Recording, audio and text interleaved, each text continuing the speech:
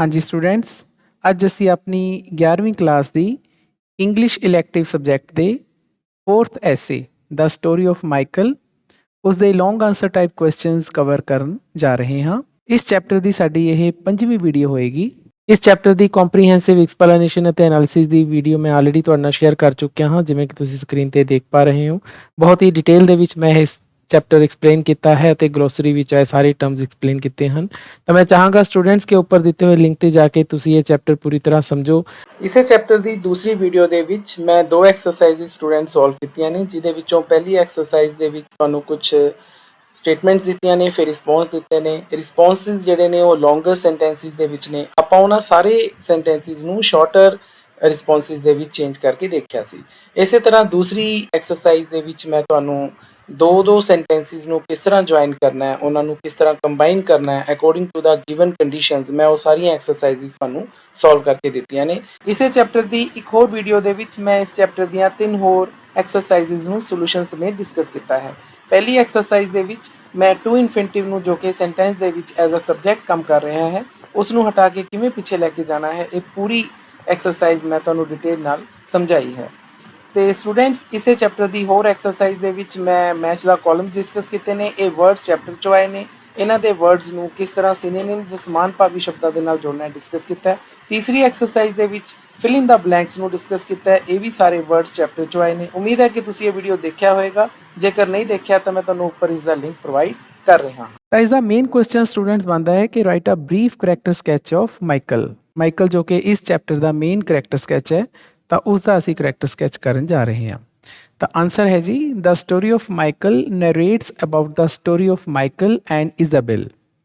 The story of Michael ਸਾਡੇ chapter ਦਾ ਨਾਮ ਹੈ ਜੀ, ਤਾਂ ਇਸ ਨੂੰ ਸਿੰਗਲ ਕੋਟਸ ਦੇ ਵਿੱਚ ਪਾਉਣਾ ਹੈ ਤੇ ਇਸ ਦੇ ਜਿਹੜੇ ਕੈਪੀਟਲ ਲੈਟਰਸ ਹੈ ਉਹਨਾਂ ਦਾ ਧਿਆਨ ਰੱਖਣਾ ਹੈ। ਦ ਸਟੋਰੀ ਆਫ ਮਾਈਕਲ ਦੱਸਦਾ ਹੈ ਮਾਈਕਲ ਅਤੇ ਇਜ਼ਾਬੈਲ ਦੀ ਸਟੋਰੀ ਦੇ ਬਾਰੇ, ਉਹਨਾਂ ਦੀ ਕਹਾਣੀ ਦੇ ਬਾਰੇ ਦੱਸਦਾ ਹੈ। ਸਾਨੂੰ ਪਤਾ ਹੈ ਕਿ ਇਸ ਐਸੇ ਦੇ ਵਿੱਚ ਟੋਟਲ 3 ਕਰੈਕਟਰਸ ਹੈ, ਇੱਕ ਹੈ ਮਾਈਕਲ, ਇੱਕ ਹੈ ਇਜ਼ਾਬੈਲ ਤੇ ਇੱਕ ਹੈ ਉਹਨਾਂ ਦਾ ਬੇਟਾ ਲਿਊਕ। ਤਾਂ ਮਾਈਕਲ ਐਂਡ ਇਜ਼ਾਬੈਲ ਦੇ ਵਰ ਹਸਬੈਂਡ ਐਂਡ ਵਾਈਫ, ਤਾਂ ਉਹ ਪਤੀ ਪਤਨੀ ਹੁੰਦੇ ਨੇ ਜੀ। ਮਾਈਕਲ ਹਸਬੈਂਡ ਹੈ, ਇਜ਼ਾਬੈਲ ਵਾਈਫ ਹੈ। Their cottage was on the top of a hill. Their ਦਾ ਮਤਲਬ ਇੱਥੇ ਮਾਈਕਲ ਤੇ ਇਜ਼ਾਬੈਲ ਤੋਂ ਹੈ, ਤਾਂ ਉਹਨਾਂ ਦੀ ਜਿਹੜੀ ਝੌਂਪੜੀ ਹੈ, ਛੋਟਾ ਜਿਹਾ ਘਰ ਹੈ, ਉਹ ਪਹਾੜੀ ਦੇ ਸਿਖਰ ਤੇ ਹੈ। Was on the top of the hill. The lamp in the cottage looked like a star in the sky. ਹੁਣ ਉਹਨਾਂ ਦੇ ਝੌਂਪੜੀ ਦੇ ਵਿੱਚ ਇੱਕ ਜਿਹੜਾ ਲੈਂਪ ਲੱਗਿਆ ਹੁੰਦਾ ਜੋ ਇਹ ਸ਼ਾਮ ਨੂੰ ਜਲਾ ਲੈਂਦੇ ਹੈ, ਉਹ ਦੂਰੋਂ ਇੱਕ ਇਸ ਤਰ੍ਹਾਂ ਲੱਗਦਾ ਹੈ ਜਿਵੇਂ ਆਸਮਾਨ ਦੇ ਵਿੱਚ ਕੋਈ ਸਟਾਰ ਹੋਵੇ, ਕੋਈ ਸਿਤਾਰਾ ਹੋਵੇ। ਤੇ ਦੇਰ ਰਾਤ ਤੱਕ ਇਹ ਲੈਂਪ ਜਲਦਾ ਰਹਿੰਦਾ ਹੈ। ਸਾਨੂੰ ਪਤਾ ਹੈ ਕਿ ਬਹੁਤ ਹੀ ਜ਼ਿਆਦਾ ਮਿਹਨਤੀ ਹੈ। ਇਜ਼ਾਬੈਲ ਦੇਰ ਰਾਤ ਤੱਕ ਚਰਖਾ ਕੱਤਦੀ ਰਹਿੰਦੀ ਹੈ, ਉਹਦੇ ਕੋਲ 2 ਚਰਖੀਆਂ, ਇੱਕ ਦੇ ਉੱਪਰ ਉਹ ਫਲੈਕਸ ਕੱਤਦੀ ਹੈ, ਦੂਸਰੇ ਦੇ ਉੱਪਰ ਉਹ ਵੂਲ ਕੱਤਦੀ ਹੈ। ਇਹ ਸਾਰੀ ਸਟੋਰੀ ਆਪਾਂ ਨੇ ਐਸੇ ਦੇ ਵਿੱਚ ਪੜ੍ਹੀ ਹੈ। ਸੋ ਦੀ ਕੋਟੇਜ ਵਾਜ਼ ਕਾਲਡ ਦਾ ਈਵਨਿੰਗ ਸਟਾਰ, ਕਿਉਂਕਿ ਉਹਨਾਂ ਦਾ ਇਹ ਜਿਹੜਾ ਲੈਂਪ ਹੈ ਦੇਰ ਰਾਤ ਤੱਕ ਜਲਦਾ ਰਹਿੰਦਾ ਹੈ, ਸ਼ਾਮ ਤੋਂ ਲੈ ਕੇ, ਇਸ ਕਰਕੇ ਉਹਨਾਂ ਦੀ ਕੋਟੇਜ ਨੂੰ ਲੋਕ ਦਾ ਈਵਨਿੰਗ ਸਟਾਰ ਕਹਿੰਦੇ ਸੀ। ਦਾ ਈਵਨਿੰਗ ਸਟਾਰ ਕਿਉਂਕਿ ਇੱਕ ਖਾਸ ਚੀਜ਼ ਹੈ, ਅਸੀਂ ਇਸ ਨੂੰ ਸਿੰਗਲ ਕੋਟ ਦੇ ਵਿੱਚ ਪਾਉਣਾ ਹੈ ਤੇ ਇਸ ਦੀ ਸਪੈਲਿੰਗ ਦਾ ਧਿਆਨ ਰੱਖਣਾ ਹੈ। The birth of their son Luke brought new hopes to them. ਤਾਂ ਸਾਨੂੰ ਐਸੇ ਦੇ ਅਗਲੇ ਪਾਰਟ 'ਚ ਪਤਾ ਚੱਲਦਾ ਹੈ ਕਿ ਉਹਨਾਂ ਦਾ ਇੱਕ ਬੇਟਾ ਕਾਫੀ ਦੇਰ ਬਾਅਦ ਹੁੰਦਾ ਹੈ।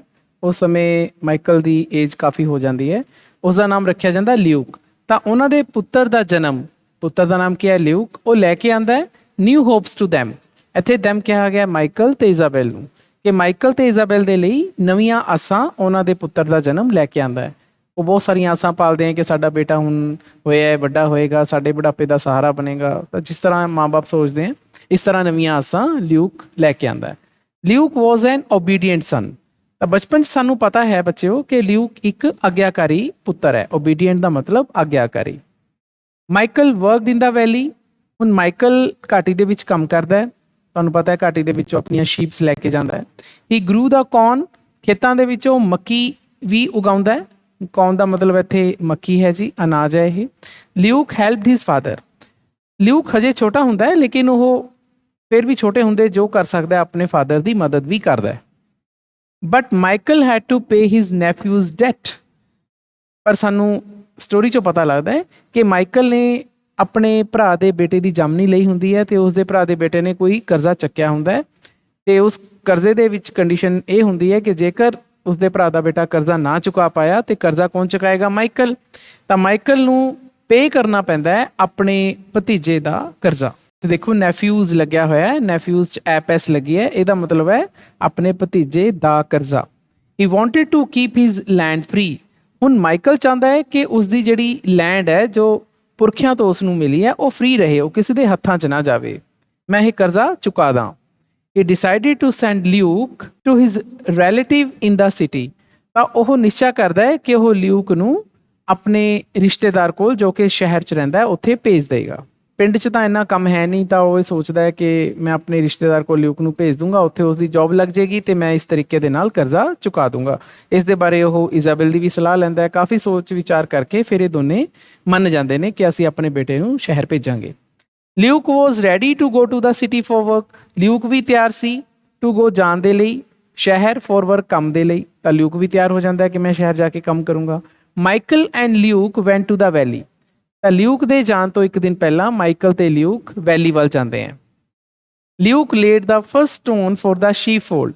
ਤਾਂ ਉੱਥੇ ਮਾਈਕਲ ਲਿਊਕ ਨੂੰ ਦੱਸਦਾ ਹੈ ਕਿ ਮੈਂ ਇੱਕ ਭੇਡਾਂ ਦਾ ਸ਼ੈਲਟਰ ਬਣਾਉਣਾ ਚਾਹੁੰਦਾ ਹੈ ਜਿਸ ਨੂੰ ਆਪਾਂ ਸ਼ੀਪ ਫੋਲਡ ਵੀ ਕਹਿੰਦੇ ਹਾਂ, ਲੇਕਿਨ ਇਹ ਤਾਂ ਬਣੇਗਾ ਜੇਕਰ ਤੂੰ ਮੇਰਾ ਸਹਾਰਾ ਬਣੇਗਾ, ਜੇਕਰ ਤੂੰ ਜਾ ਕੇ ਮਿਹਨਤ ਨਾਲ ਸ਼ਹਿਰ ਕੰਮ ਕਰੇਗਾ। ਤਾਂ ਲਿਊਕ ਮੰਨ ਜਾਂਦਾ ਹੈ। ਤਾਂ ਲਿਊਕ ਕੀ ਕਰਦਾ ਹੈ, ਪਹਿਲਾ ਪੱਥਰ ਫਸਟ ਸਟੋਨ ਸ਼ੀਪ ਫੋਲਡ ਦਾ ਉੱਥੇ ਰੱਖਦਾ ਹੈ। ਜਿਵੇਂ ਆਪਾਂ ਨੀਂਹ ਪੱਥਰ ਰੱਖਦੇ ਹਾਂ ਕਿਸੇ ਬਿਲਡਿੰਗ ਦੇ ਲਈ, ਤਾਂ ਉਹ ਪਹਿਲਾ ਪੱਥਰ ਲਿਊਕ ਰੱਖਦਾ ਹੈ। ਤੇ ਇਹ ਕੰਮ ਕੌਣ ਕਰਵਾਉਂਦਾ ਹੈ? ਉਸ ਦਾ ਪਿਤਾ ਕਹਿ ਕੇ ਕਰਵਾਉਂਦਾ ਹੈ ਕਿ ਪਹਿਲਾ ਪੱਥਰ ਤੂੰ ਸ਼ੀਪ ਫੋਲਡ ਬਣਾਉਣ ਦਾ ਤੂੰ ਰੱਖ, ਫਿਰ ਮੈਂ ਅੱਗੇ ਇਸ ਨੂੰ ਬਣਾਉਂਗਾ। Michael warned him against falling into the bad company. Michael ਉਸ ਨੂੰ ਸੁਚੇਤ ਕਰਦਾ ਹੈ। ਕਿਸ ਦੇ ਵਿਰੁੱਧ ਸੁਚੇਤ ਕਰਦਾ ਹੈ ਉਸ ਨੂੰ? ਕਿ ਉਹ ਸ਼ਹਿਰ 'ਚ ਜਾ ਕੇ ਗਲਤ ਸੰਗਤ 'ਚ ਨਾ ਪੈ ਜੇ। Fall into the bad company ਦਾ ਮਤਲਬ ਹੁੰਦਾ ਹੈ ਗਲਤ ਸੰਗਤ ਵਿੱਚ ਪੈਣਾ। He advised him to think about his parents. ਉਹ ਉਸ ਨੂੰ ਸਲਾਹ ਦਿੰਦਾ ਹੈ ਕਿ ਜੇਕਰ ਕਦੇ ਉਸ ਦੇ ਮਨ ਦੇ ਵਿੱਚ ਗਲਤ ਸੰਗਤ 'ਚ ਪੈਣ ਦਾ ਵਿਚਾਰ ਆਵੇ ਤਾਂ ਉਹ ਸੋਚੇ ਉਸ ਸਮੇਂ ਕਿਸ ਦੇ ਬਾਰੇ? ਆਪਣੇ ਪੇਰੈਂਟਸ ਬਾਰੇ, ਆਪਣੇ ਮਾਤਾ ਪਿਤਾ ਬਾਰੇ ਸੋਚੇ ਕਿ ਉਹ ਕਿੰਨੀ ਮਿਹਨਤ ਕਰਦੇ ਨੇ ਤੇ ਕਿਹਨਾਂ ਹਾਲਾਤਾਂ ਦੇ ਵਿੱਚ ਉਹ ਜ਼ਿੰਦਗੀ ਬਤੀਤ ਕਰ ਰਹੇ ਨੇ। ਤਾਂ ਉਹ ਕੋਈ ਵੀ ਪਾਪ ਕਰਨ ਤੋਂ ਪਹਿਲਾਂ ਆਪਣੇ ਮਾਂ-ਬਾਪ ਨੂੰ ਧਿਆਨ 'ਚ ਲੈ ਕੇ ਆਵੇ। ਸਟੂਡੈਂਟਸ, ਮੈਂ +1 ਅਤੇ +2 ਕਲਾਸਿਸ ਦੇ ਜਨਰਲ ਇੰਗਲਿਸ਼ ਅਤੇ ਇਲੈਕਟਿਵ ਇੰਗਲਿਸ਼ ਦੇ ਬਹੁਤ ਸਾਰੇ ਵੀਡੀਓਜ਼ ਬਣਾਏ ਹੋਏ ਹਨ।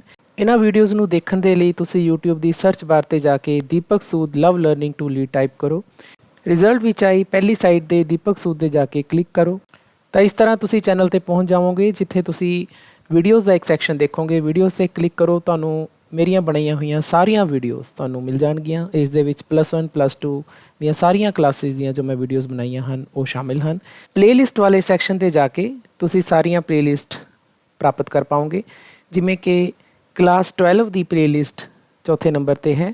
ਇਸ 'ਤੇ ਤੁਸੀਂ ਜਾ ਕੇ ਜਦੋਂ ਵਿਊ ਫੁੱਲ ਪਲੇਲਿਸਟ ਕਰੋਗੇ ਤਾਂ ਤੁਹਾਨੂੰ ਕਲਾਸ 12 ਦੀਆਂ ਸਾਰੀਆਂ ਵੀਡੀਓਜ਼ ਮਿਲ ਜਾਣਗੀਆਂ। ਇਸੇ ਤਰ੍ਹਾਂ ਤੁਸੀਂ ਬਾਕੀ ਕਲਾਸ 11 ਉਹਨਾਂ ਦੀ ਪਲੇਲਿਸਟ 'ਤੇ ਜਾ ਕੇ ਸਾਰੀਆਂ ਵੀਡੀਓਜ਼ ਪ੍ਰਾਪਤ ਕਰ ਸਕਦੇ ਹੋ। ਅਤੇ ਇਸੇ ਤਰ੍ਹਾਂ ਮੈਂ ਕਲਾਸ 11 ਅਤੇ ਕਲਾਸ 12 ਦੀਆਂ ਗ੍ਰਾਮਰ ਦੀਆਂ ਵੀਡੀਓ ਲਿਸਟ ਬਣਾਈ ਹੋਈ ਹੈ, ਤਾਂ ਉਹ ਸਾਰੀਆਂ ਵੀਡੀਓਜ਼ ਤੁਹਾਨੂੰ ਪ੍ਰਾਪਤ ਹੋ ਜਾਣਗੀਆਂ। ਅਤੇ ਇੱਕ ਪਲੇਲਿਸਟ ਇੰਗਲਿਸ਼ ਇਲੈਕਟਿਵ ਕਲਾਸ 11 ਦੀ ਵੀ ਹੈ ਅਤੇ ਉਸ ਦੇ ਵਿੱਚ ਤੁਹਾਨੂੰ ਸਾਰੀਆਂ ਕਲਾਸ 11 ਦੀਆਂ ਪਲੇਲਿਸਟ ਪ੍ਰਾਪਤ ਹੋ ਜਾਣਗੀਆਂ। ਤਾਂ ਮੈਂ ਤੁਹਾਨੂੰ ਸਾਰਿਆਂ ਨੂੰ ਅਪੀਲ ਕਰਦਾ ਹਾਂ ਕਿ ਇੱਕ ਵਾਰ ਤੁਸੀਂ ਦੀਪਕ ਸੂਦ ਲਵ ਲਰਨਿੰਗ ਟੂ ਲੀਡ ਚੈਨਲ 'ਤੇ ਜ਼ਰੂਰ ਵਿਜ਼ਿਟ ਕਰੋ। ਲਿਊਕ ਵੈਂਟ ਟੂ ਦਾ ਸਿਟੀ। ਤਾਂ ਲਿਊਕ ਵੀ ਇਹਨਾਂ ਗੱਲਾਂ ਦੇ ਨਾਲ ਆਪਾਂ ਇਹ ਸਟੋਰੀ ਪੜ੍ਹੀ ਹੈ, ਪਸੀਜ ਜਾਂਦਾ ਹੈ ਅਤੇ ਉਹ ਵਚਨ ਦੇਦਾ ਆਪਣੇ ਫਾਦਰ ਨੂੰ ਕਿ ਉਹ ਇਸ ਤਰ੍ਹਾਂ ਨਹੀਂ ਕਰੇਗਾ। ਉਸ ਤੋਂ ਬਾਅਦ ਅਗਲੇ ਦਿਨ ਲਿਊਕ ਸ਼ਹਿਰ ਚਲਾ ਜਾਂਦਾ ਹੈ। ਐਟ ਫਸਟ ਪਹਿਲਾਂ the parents got good reports about Luke. At first ਦਾ ਮਤਲਬ ਸ਼ੁਰੂ ਦੇ ਵਿੱਚ ਮਾਂ ਬਾਪ ਨੂੰ ਚੰਗੀਆਂ ਖਬਰਾਂ ਮਿਲਦੀਆਂ ਨੇ। ਗੌਟ ਗੁੱਡ ਰਿਪੋਰਟਸ, ਚੰਗੀਆਂ ਖਬਰਾਂ ਮਿਲਦੀਆਂ ਨੇ ਲਿਊਕ ਬਾਰੇ। ਲਿਊਕ ਨੂੰ ਉੱਥੇ ਕੰਮ ਵੀ ਮਿਲ ਜਾਂਦਾ ਹੈ ਤਾਂ ਉਸ ਦੇ ਬਾਰੇ ਚੰਗੀਆਂ ਖਬਰਾਂ ਵੀ ਮਿਲਦੀਆਂ ਨੇ। ਬਟ ਸੂਨ, ਪਰ ਜਲਦੀ ਹੀ ਲਿਊਕ ਫੈਲ ਇਨਟੂ ਦਾ ਬੈਡ ਕੰਪਨੀ। ਲਿਊਕ ਮਾੜੀ ਸੰਗਤ ਦੇ ਵਿੱਚ ਪੈ ਜਾਂਦਾ ਹੈ। ਅਸਾਂ ਨੇ ਐਸੇ ਦੇ ਵਿੱਚ ਪੜ੍ਹਿਆ ਕਿ ਇੱਕ ਪਾਪ ਤੋਂ ਬਾਅਦ ਦੂਜੇ ਪਾਪ ਵੱਲ ਜਾਂਦਾ ਹੈ ਅਤੇ ਅੰਤ 'ਚ ਉਸ ਨੂੰ ਇੰਨੀ ਸ਼ਰਮਿੰਦਗੀ ਉਠਾਉਣੀ ਪੈਂਦੀ ਹੈ ਅਤੇ ਆਪਣੀ ਬੇਇੱਜ਼ਤੀ ਸਹਿਣੀ ਪੈਂਦੀ ਹੈ ਕਿ ਉਹ ਦੇਸ਼ ਛੱਡ ਕੇ ਹੀ ਦੂਸਰੇ ਦੇਸ਼ ਚਲਾ ਜਾਂਦਾ। Michael and Isabel died broken hearted. ਤਾਂ ਜਦੋਂ ਉਹਨਾਂ ਨੂੰ ਪਤਾ ਚੱਲਦਾ ਹੈ ਕਿ ਸਾਡਾ ਬੇਟਾ ਤਾਂ ਗਲਤ ਸੰਗਤ 'ਚ ਪੈ ਗਿਆ ਅਤੇ ਉਹ ਦੇਸ਼ 'ਚੋਂ ਭੱਜ ਗਿਆ, ਤਾਂ ਮਾਈਕਲ ਅਤੇ ਇਜ਼ਾਬੈਲ ਦੀ ਡੈਥ ਹੋ ਜਾਂਦੀ ਹੈ। ਪਹਿਲਾਂ ਮਾਈਕਲ ਦੀ ਹੁੰਦੀ ਹੈ, ਫਿਰ ਜਲਦੀ ਹੀ ਇਜ਼ਾਬੈਲ ਦੀ ਵੀ ਡੈਥ ਹੋ ਜਾਂਦੀ ਹੈ ਅਤੇ ਉਹ ਵਿਚਾਰੇ ਬ੍ਰੋਕਨ ਹਾਰਟਿਡ ਦੇ ਨਾਲ ਇਸ ਦੁਨੀਆ ਤੋਂ ਤੁਰ ਜਾਂਦੇ ਨੇ, ਮਤਲਬ ਟੁੱਟੇ ਹੋਏ ਦਿਲ ਦੇ ਨਾਲ ਹੀ ਇਸ ਦੁਨੀਆ ਨੂੰ ਛੱਡ ਜਾਂਦੇ ਨੇ। Their land passed into the hands of a stranger. ਕਿਉਂਕਿ ਉਹ ਕਰਜ਼ਾ ਮੋੜ ਨਹੀਂ ਪਾਉਂਦੇ, ਇਸ ਕਰਕੇ ਉਹਨਾਂ ਦੀ ਜਿਹੜੀ ਜ਼ਮੀਨ ਹੈ ਉਹ ਚਲੀ ਜਾਂਦੀ ਹੈ ਅਜਨਬੀ ਦੇ ਹੱਥਾਂ 'ਚ। ਮਤਲਬ ਕਿ ਜੋ ਉਹਨਾਂ ਦੇ ਪਰਿਵਾਰ ਦਾ ਨਹੀਂ ਹੈ, ਕੋਈ ਦੂਸਰਾ ਬੰਦਾ ਹੈ, ਉਸ ਦੇ ਹੱਥਾਂ ਚਲੀ ਜਾਂਦੀ ਹੈ, ਜੋ ਕਿ ਕਦੇ ਵੀ ਉਹਨਾਂ ਦੇ ਪਰਿਵਾਰ 'ਚ ਇਹ ਕੰਮ ਨਹੀਂ ਹੋਇਆ। ਉਹ ਲਿਊਕ ਦੇ ਕਰਕੇ ਕੰਮ ਹੋ ਜਾਂਦਾ ਹੈ। The moral of the chapter is that the children must follow the advice of their parents. ਤਾਂ ਮੋਰਲ ਕੀ ਹੈ ਜੀ? ਸਾਨੂੰ ਨੈਤਿਕ ਸਿੱਖਿਆ ਕੇ ਮਿਲਦੀ ਹੈ ਇਸ ਚੈਪਟਰ ਤੋਂ ਕਿ ਬੱਚਿਆਂ ਨੂੰ ਚਿਲਡਰਨ ਮਸਟ ਫੋਲੋ ਮੰਨਣਾ ਚਾਹੀਦਾ ਹੈ, ਆਪਣੇ ਮਾਂ-ਬਾਪ ਦੀ ਸਲਾਹ ਨੂੰ ਮੰਨਣਾ ਚਾਹੀਦਾ ਹੈ। ਜਿਸ ਤਰ੍ਹਾਂ ਲਿਊਕ ਨੇ ਆਪਣੇ ਮਾਂ-ਬਾਪ ਦੀ ਸਲਾਹ ਨਹੀਂ ਮੰਨੀ, ਨਾਲੇ ਤਾਂ ਉਸਨੇ ਆਪਣੀ ਜ਼ਿੰਦਗੀ ਸਾਰੀ ਗਾਲ ਲਈ ਅਤੇ ਨਾਲ ਹੀ ਉਸਦੇ ਮਾਤਾ-ਪਿਤਾ ਵੀ ਟੁੱਟੇ ਹੋਏ ਦਿਲ ਦੇ ਨਾਲ ਇਸ ਦੁਨੀਆ ਤੋਂ ਚਲੇ ਗਏ ਅਤੇ ਉਹਨਾਂ ਦੀ ਸਾਰੀ ਜ਼ਮੀਨ ਜਾਇਦਾਦ ਸ਼ਾਹੂਕਾਰਾਂ ਦੇ ਹੱਥਾਂ ਚਲੀ ਗਈ। ਸਿਰਫ ਇੱਕ ਗਲਤੀ ਕਰਕੇ। ਉਹ ਗਲਤੀ ਕਿਸ ਦੀ ਸੀ? ਲਿਊਕ ਦੀ, ਕਿਉਂਕਿ ਲਿਊਕ ਨੇ ਆਪਣੇ ਮਾਂ-ਬਾਪ ਦੀ ਸਲਾਹ ਨਹੀਂ ਮੰਨੀ। ਤਾਂ ਉਮੀਦ ਹੈ ਸਟੂਡੈਂਟਸ ਕਿ ਤੁਹਾਨੂੰ ਇਹ ਸਾਰਾ ਐਸੇ ਟਾਈਪ ਕੁਐਸਚਨ ਕਲੀਅਰ ਹੋ ਗਿਆ ਹੋਵੇਗਾ।